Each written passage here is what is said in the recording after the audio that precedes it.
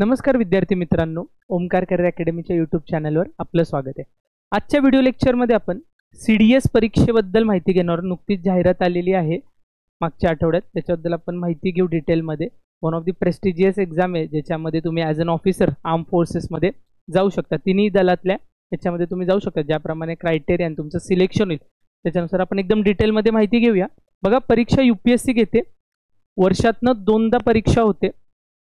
परीक्षेची प्रक्रिया पहिल्यांदा रिटर्न एक्झाम होते, जी की ऑफलाईन MCQ स्वरूपात होते। त्याच्यानंतर तुमची SSB इंटरव्ह्यू जो की 5 दिवसांचा होतो, 5 दिवसांचा SSBचा इंटरव्ह्यू होतो। आणि मग मेडिकल, या दोघांचा मिळून कट ऑफ लागतो। त्याच्यातनं तुमचं मेडिकलला सिलेक्शन होतं आणि मग मेडिकलमध्ये जर तुम्ही क्वालिफाय झालात तर तुम्हाला त्याच्यानुसार तुमच्या एलिजिबिलिटी क्रायटेरियानुसार तुमच्या मार्क्सनुसार तुम्हाला तिकडे पोस्ट भेटते किंवा तुम्ही क्वालिफाय होता। ओके, ग्रॅज्युएशन व्हॅरी करतं। म्हणजे for example OTA officers training academy महत्त्वाचं आहे। OTA मध्ये फक्त OTAच असे की ज्याच्यामध्ये महिला फक्त एनरोल करू शकतात CDSच्या परीक्षेमधनं। OTA ला तुमचं कशातनंही असलेलं ग्रॅज्युएशन चालतं। लक्षात घ्या, कशामध्ये तुम्ही IMA इंडियन मिलिटरी अकॅडमी जी की देहरादूनला आहे, INA Indian naval academy Ezhimala तिकडे आहे पुढे जे की केरलामध्ये आहे, AFA एअरफोर्स अकॅडमी हैदराबादला आणि OTA officers training academy Chennai, जिथे महिला आणि पुरुष दोघंही याच्यामध्ये एनरोल करू शकता। याच्यामध्ये याचं जसं काही क्रायटेरिया नाही आहे। बाकीमध्ये तुम्हाला इंजिनिअरिंग किंवा तुमचं 12वीला तुम्हाला मॅथ्स आणि फिजिक्स असलं पाहिजे। पुढे बघूया आपण। बघा, एक नोटिफिकेशन डिसेंबर महिन्यात येतं। CDS 2 प्रकारात होतात। फेब्रुवारीमध्ये ती परीक्षा घेतली जाते, एप्रिलमध्ये त्याचा निकाल आणि मे जुलैमध्ये SSB होतं। त्याच्यानंतर मेडिकल आणि मग तुमची सिलेक्शनची प्रोसिजर होते।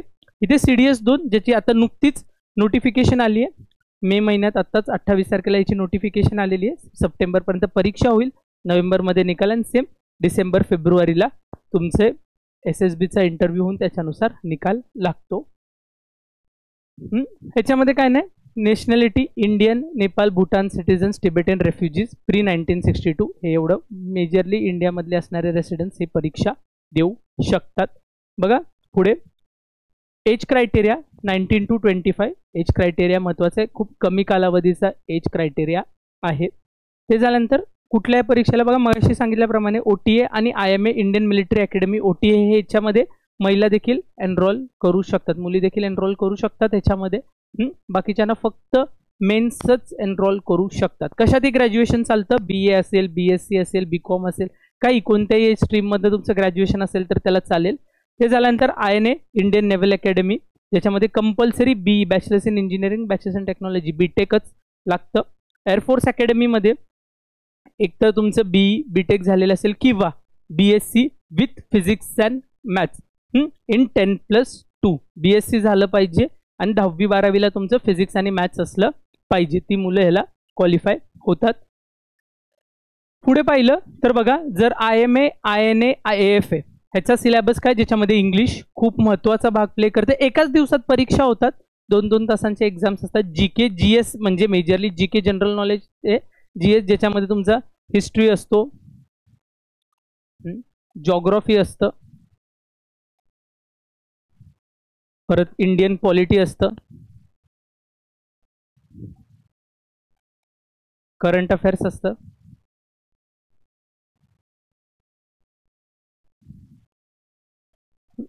परत बाकीचे आपले वन लाइनर वगैरे, इकॉनॉमिक्स वगैरे असे विषय देखील या परीक्षेमध्ये येतात। ते झाल्यानंतर मग मॅथ्सचं लक्षात घ्या, मॅथ्स फक्त या परीक्षेलाच असतं। IMA Indian military academy, Indian naval academy आणि एअरफोर्स अकॅडमीला मॅथ्स OTA ला नसतं। OTA जो ऑफिसर्स ट्रेनिंग अकॅडमीचा जो पेपर होतो हे शॉर्ट सर्व्हिस कमिशनसाठी असतं। शॉर्ट सर्व्हिस जी असते त्याच्यासाठी हे असतं। त्याच्यात लक्षात घ्या, इंग्लिशचं होतं 100 मार्कांचं, सेम GK GS म्हणजे 100 मार्कांचा आणि याच्यामध्ये नेगेटिव्ह मार्किंग असतं 1/3। मेजरली UPSCच्या सगळ्याच पेपरला 1/3च असतं, तसं याच्यामध्ये क्रायटेरिया आहे। ओके, पुढे पाहिलं तर SSB इंटरव्ह्यू जो की 5 दिवसांचा होतो। मगाशी सांगितलं 5 दिवसांचा इंटरव्ह्यू होतो, ज्याच्यामध्ये stage 1 OAR test plus PPDT। याच्याबद्दल आपण डिटेलमध्ये पुढच्या एखाद्या व्हिडिओमध्ये नक्की पाहू। Stage 2 psychological test, GTO task, interview आणि कॉन्फरन्स होते. कॉन्फरन्समध्ये सगळ्यांना त्यांचं हे होतं एकत्र, त्याच्यामधनं ही मुलं निवडली जातात. बेस्ट ऑन मग रिटर्न एक्झाम आणि SSB मधनं तुमचा कट ऑफ लागतो. मग तुमचं मेडिकलमध्ये जर तुम्ही क्वालिफाय झालात आणि मेडिकल पास केली तर तुम्ही फायनल मेरिट लिस्ट येते. मग त्याच्यानुसार इंडियन मिलिटरी अकॅडमीला 1.5 वर्षांचं ट्रेनिंग, इंडियन नेव्हल अकॅडमीला 1 वर्षाचं, एअरफोर्स अकॅडमीला 1 वर्षाचं आणि OT ऑफिसर्स ट्रेनिंग अकॅडमीला 39 आठवड्यांचं 49 वीक्सचं तुमचं 49 आठवड्यांचं 49 वीकचं तुमचं ट्रेनिंग होतं. बघा याच्यासाठी रेफरन्स बुक्स काय वाचल्या गेल्या पाहिजेत. NCERT खूप इम्पॉर्टंट आहे. NCERT कुठल्याही UPSC मार्फत घेतल्या जाणाऱ्या किंवा कोणत्याही परीक्षेसाठी एक बेस सारखं काम करतं. आणि CDSचे जर PYQ पाहिले तर या परीक्षेमध्ये अनेक असे प्रश्न जे डायरेक्टली NCERT मधनं घेतले, त्यामुळे NCERT खूप महत्त्वाची ठरेल. जुन्या 6वी पासून तर 12वी पर्यंतचा सिलेबसनुसार जर NCERT वाचून काढलेत तर खूप उपयोगाचे होतील. आणि सायमल्टेनियसली NCERT सोबत जर तुम्ही PYQs केले, मागच्या 10 वर्षांचे जर PYQs केले तर ते खूप इनफ होऊन जाईल GS साठी. तर तुम्हाला ओके, हिस्ट्री, सायन्स, पॉलिटी आणि त्याच्या बाकी इकॉनॉमिक्स वगैरे त्याच्याबद्दलचे तुम्ही NCERTs करू शकता. बघा हिंदू किंवा Indian express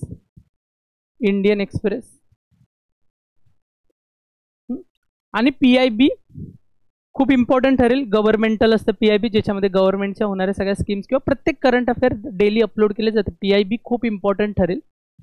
Omkar career अकॅडमीचा टेलिग्रामचा channel join करा, ज्याच्यावरती कंटिन्यूस रोज ज्या काही महत्त्वाच्या घडामोडी असतात त्या टाकल्याच जातात. त्याच्यासोबत संभाव्य प्रश्न असतात ते देखील अपलोड केले जातात.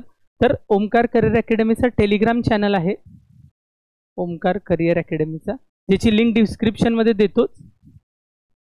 तो जॉईन करा, ज्याच्यावरती सगळ्या परीक्षांबद्दल वगैरे तर खूप माहिती दिलेलीच असते. Simultaneously daily current affair upload असेल किंवा प्रश्न महत्त्वाचे असतील, कन्सेप्ट असेल, त्या अपलोड केल्या जातात. लिंक तशी डिस्क्रिप्शनमध्ये देतो. मग असे सांगितल्याप्रमाणे 10 वर्षाचे PYQ करा.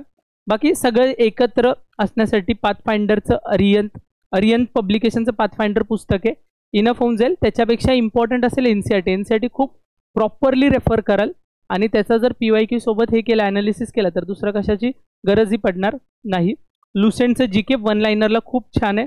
मनोरमाचं इयरबुक, ज्याच्यामध्ये तुम्हाला पूर्ण करंट अफेअर्स याच्यामध्ये भेटून जातील. करंट अफेअर्सला ह्याच्यासोबत सायमल्टेनियसली तुम्ही PIB मात्र दररोज करा आणि कुठला तरी न्यूजपेपर, इंडियन एक्सप्रेस किंवा हिंदू रेफर केला तर इनफ आहे.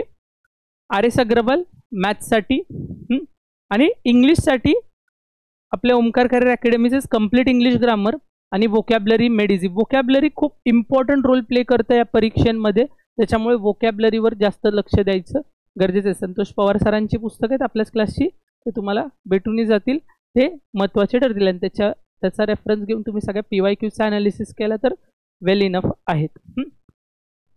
UPSCच्या वेबसाईटवरती जाहिरात येते. आपण आता पुढच्या याच्यामध्ये जाहिरात बघूच तशी. बघा जाहिरातीचे लक्षात द्या, आत्ताच 28 तारखेला ही जाहिरात आलेली आहे. ऑनलाईन तुम्ही UPSCच्या याच्यावरती ही जाहिरात आपल्या टेलिग्रामच्या चॅनलवरती अपलोड केलीच आहे. लिंक देतो तशी डिस्क्रिप्शनमध्ये, तिथे रेफर केलं तर तुम्हाला जाहिरात भेटून, म्हणजे ही PDF भेटूनच जाईल. upsconline.nic.in याच्यावरती जाऊन तुम्ही ॲप्लिकेशन फॉर्म भरू शकता.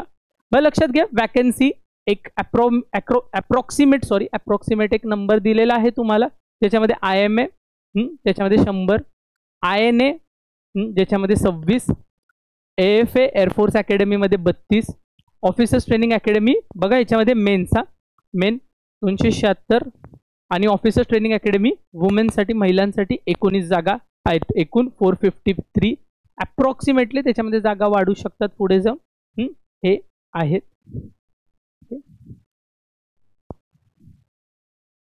बघा हे सेंटर ऑफ एक्झामिनेशन तशी PDF टाकली, त्याच्यामध्ये हे करू शकता. महाराष्ट्रात नागपूर असेल किंवा छत्रपती संभाजीनगर असेल, नवी मुंबई इकडे देखील, पुण्यात वगैरे हे पेपर जवळच्या आपल्या सेंटर्सला होतात आपल्या फॉर्मच्या याच्यानुसार. आपण एलिजिबिलिटी क्रायटेरिया बघितलं, हे महत्त्वाचं आहे. इथे लक्ष द्या की आत्ता या परीक्षेला या वर्षीचा कोण कोण क्वालिफाय होतं. IMA साठी 2 जुलै 2002, 2 जुलै 2002 महत्त्वाची तारीख आहे. त्याच्यानंतरचे आणि 1 जुलै 2007च्या आधीचे सर्व मुलं ह्याला क्वालिफाय होतील. इंडियन नेव्हल अकॅडमीसाठी 2 जुलै 2002 ते 1 जुलै 2007 सेम क्रायटेरिया आहेत, तेच ॲप्लिकेबल आहेत. इकडे बघा ह्याला एअरफोर्स अकॅडमीसाठी इथे जर पाहिलं तर एज 20 ते 24 2026च्या याच्यामध्ये तुमचं त्याच्या अर्लियर झालं पाहिजे. ओके. ऑफिसर्स ट्रेनिंग अकॅडमीला सेम 2 जुलै 2000, फक्त इकडे 1 वर्ष आधीचा जास्त तुमचा वाढतो. 2 जुलै 2001 पासून ते 1 जुलै 2007ची मुलं त्याला एलिजिबल आहेत. मुलींसाठी पण सेम क्रायटेरिया आहे. ओके. आणि बाकी काय अनमॅरिड मेल अनमॅरिड वुमेन्स लागतात. हां, हे महत्त्वाचं आहे. मगाशी आपण ह्याच्याबद्दल पाहिलं, परत एकदा बघूया की IMA कोण कोण क्वालिफाय होतं. IMA आणि OTA कोणीही ज्यांची कुठलीही डिग्री असेल ते क्वालिफाय होतात. BA BSc हे कुठलीही चालते. INA इंडियन नेव्हल अकॅडमीला कंपल्सरी इंजिनिअरिंग लागते. ते झाल्यानंतर एअरफोर्स अकॅडमीला तुमचं कुठल्या याच्यातनं डिग्री चालते किंवा 10वी आणि ह्याच्यामध्ये 12वीमध्ये तुमचं फिजिक्स असलं पाहिजे आणि बॅचलर्स ऑफ इंजिनिअरिंग याच्यातलं. ते झाल्यानंतर मग तुमची SSBला तुम्ही होता आणि मग तुमचं सगळे व्हेरिफिकेशन्स वगैरे होऊन तुमच्यानंतर पोस्टिंग त्याप्रमाणे होते, म्हणजे ट्रेनिंग होतं. ओके. बाकी डिटेल जाहिरात सगळी आपल्या ह्याच्यावरती दिलेलीच आहे. तुम्ही टेलिग्राम चॅनलवरती बघू शकता. आपली डिटेल जाहिरात डिस्क्रिप्शनमध्ये लिंक देतो. काही डाऊट असतील तर कमेंट बॉक्समध्ये टाका आणि ओमकार करियर अकॅडमीच्या टेलिग्राम चॅनलला जॉईन करा आणि आपल्या चॅनलला सबस्क्राईब करा. थँक्यू.